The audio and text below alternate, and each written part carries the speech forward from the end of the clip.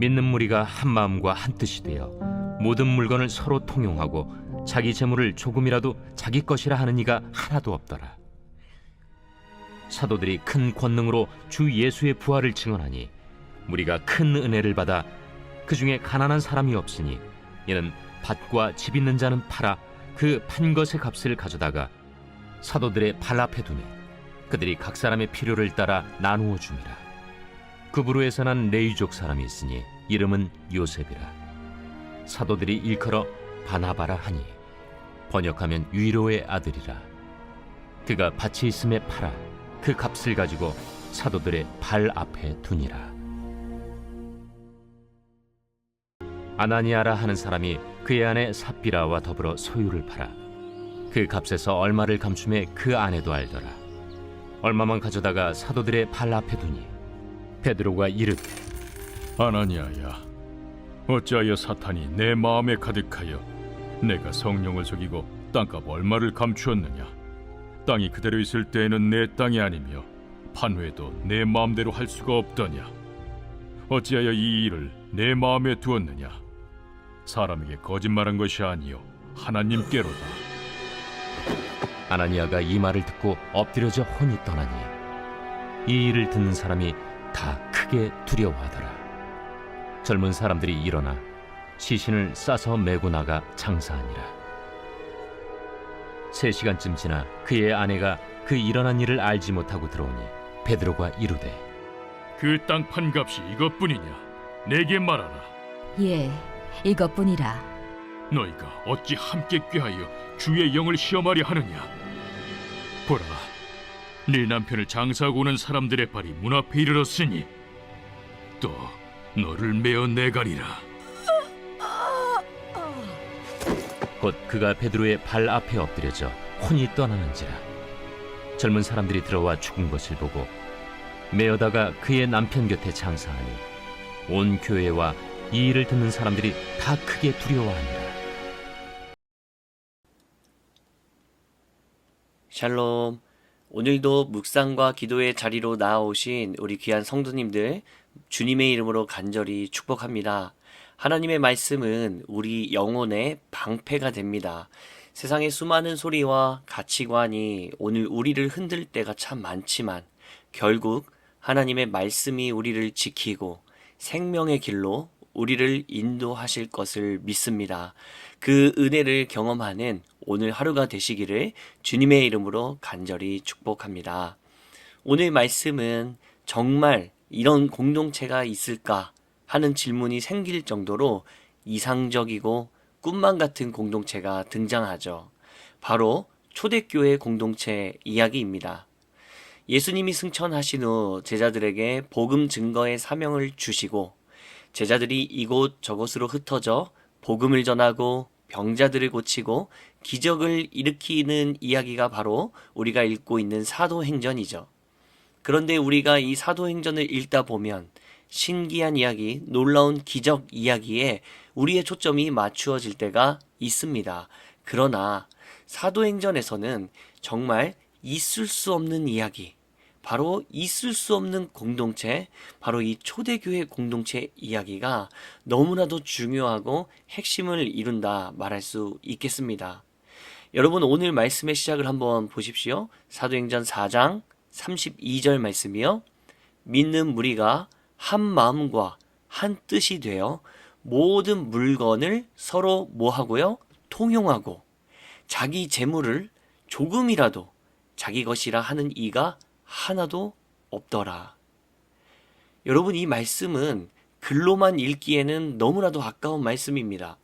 이 시대를 생각해 볼수록, 이 시대에 우리가 살아가는 모습을 생각해 볼수록 이 1세기 교회의 초대교회의 모습이 어떠했는지 상상이 잘 되지 않을 만큼 놀라운 말씀이죠. 서로의 물건을 통용한다.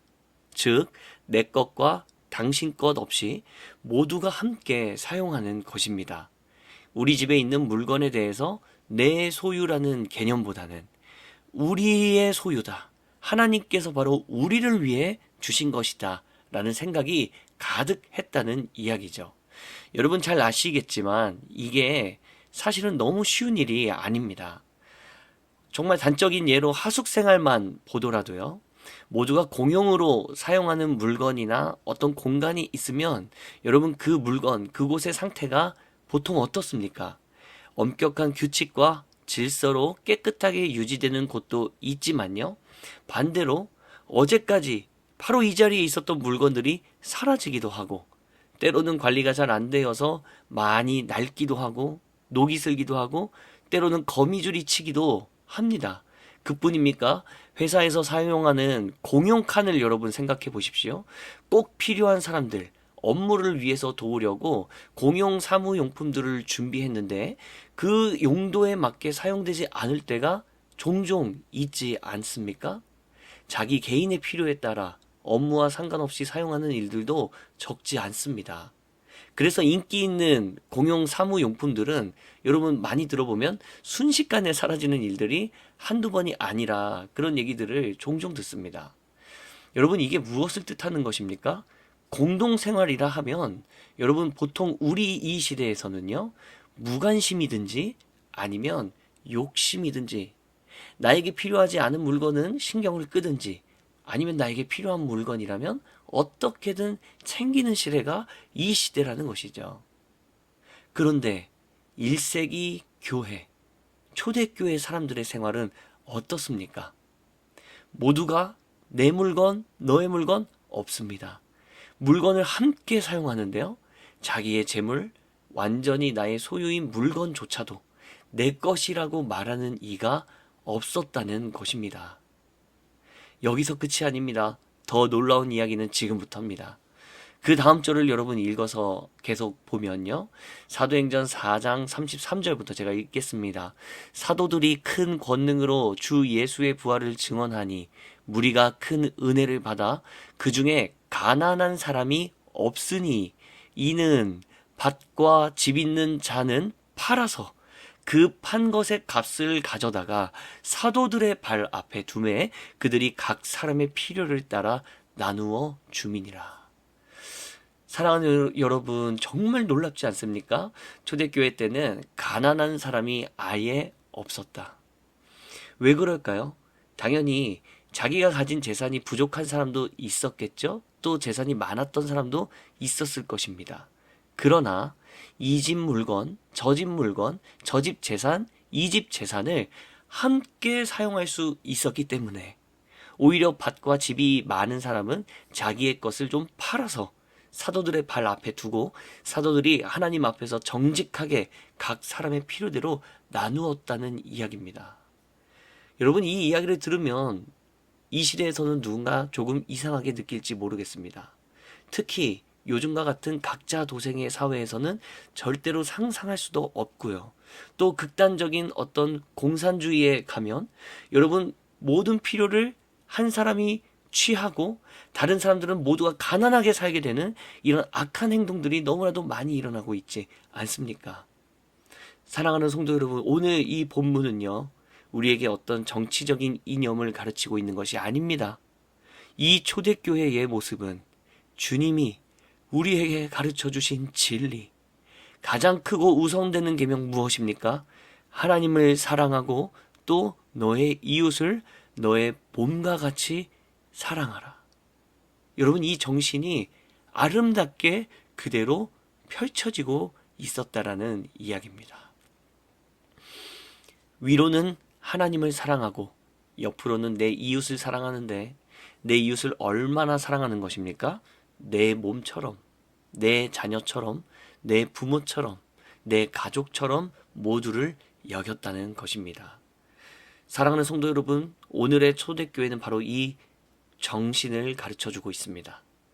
조금 더 나아가면요. 어쩌면 여러분, 이 땅에서는 우리가 자꾸만 내 것을 취하려고 하는 어떤 나의 자아에 빠져서 나의 욕심을 조금 더 채우고 싶어 하는 이 세상 속에서 우리가 살다 보니 이 초대교회의 정신, 또 하나님 나라의 정신을 많이 잃어버린 것은 아닌지, 어쩌면 우리가 바라보고 있는 이 초대교회는요, 우리가 저 멀리 바라보고 있는 천국의 모습을 보여주고 있는 것은 아닌지, 사자들이 어린 양과 뛰놀고 독사굴에 손을 넣더라도 물리지 않는 바로 이 비현실적인, 아니요, 초월한 현실, 이 초현실적인 꿈들이 이루어지는 곳이요.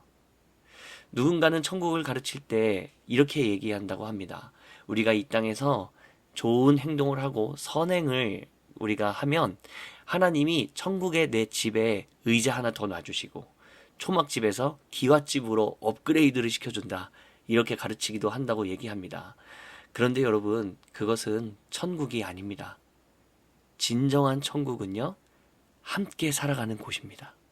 미움과 갈등, 시기와 질투, 빈부격차와 어떤 병환으로 인한 고통이 없이, 슬픔과 눈물이 없이 매일 서로가 서로의 것을 챙기고 서로의 형편을 헤아리며 그리고 그것만으로도 기뻐하고 즐거워하며 살 수 있는 곳. 여러분, 바로 그곳이 천국일 것입니다. 사랑하는 성도 여러분, 오늘날 우리의 삶 가운데 천국이 도래하게 되기를 주님의 이름으로 간절히 소망합니다. 하나님을 사랑하고 내 이웃을 내 몸과 같이 사랑하는 모습을 우리의 삶 속에서 비추어 나가는, 조금씩 조금씩 쌓아 나가는, 조금씩 조금씩 그 천국의 모습을 회복해 나가는 저와 여러분들의 삶이 되기를 간절히 소망합니다. 특별히 우리 교회, 주님의 교회가 바로 이 천국의 모습과 같은, 특별히 이 초대교회의 모습과 같은 아름다운 일들이 너무나도 많이 펼쳐지고 있습니다. 하나님, 우리 주님의 교회 가운데 아버지 이 놀라운 천국의 이 일들을 더욱 행하여 주시옵소서. 마음껏 펼쳐가 주시옵소서. 눈물을 흘리고 있는 자들을 위해서 기꺼이 우리의 손을 내밀 수 있는 아버지 바로 그런 천국과 같은 교회가 우리 교회가 되게 하여 주옵소서. 여러분, 이 기도 제목들을 가지고 오늘 주님 앞에 함께 우리 진지하게 기도하며 나아가도록 하겠습니다. 함께 기도하겠습니다.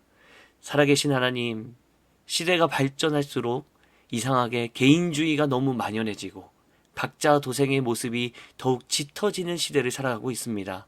SNS, 인터넷, 수많은 이 소셜미디어가 활발하지만 오히려 소외받고 힘겨워하는 지체들이 더 많아지고 있는 시대를 우리는 살아갑니다. 주님, 이때 우리 기독교인들이 어떠한 삶을 살아가야 할지, 예수님이라면 바로 이 시대 가운데 어떻게 살아가셨을지를 생각하고 깊이 묵상하고 기도하고 실천하는 그런 삶을 살아갈 수 있도록 주님 역사하여 주옵소서. 주님께서 이 땅을 창조하실 때 특별히 이 말씀을 듣고 묵상하고 있는 우리 귀한 성도님들과 또 저를 창조하실 때 꿈꾸셨던 바로 하나님의 나라의 모습들, 하나님 바로 그 하나님 나라의 연합들, 함께의 정신이 우리 가운데 살아나는 그런 우리 모두가 되게 하여 주옵소서. 거룩하신 예수 그리스도의 이름으로 기도드립니다. 아멘. 오늘 우리에게 주신 말씀을 붙들고 사랑하는 우리 다음 세대들을 위하여서 함께 기도하며 주님 앞에 나아가도록 하겠습니다.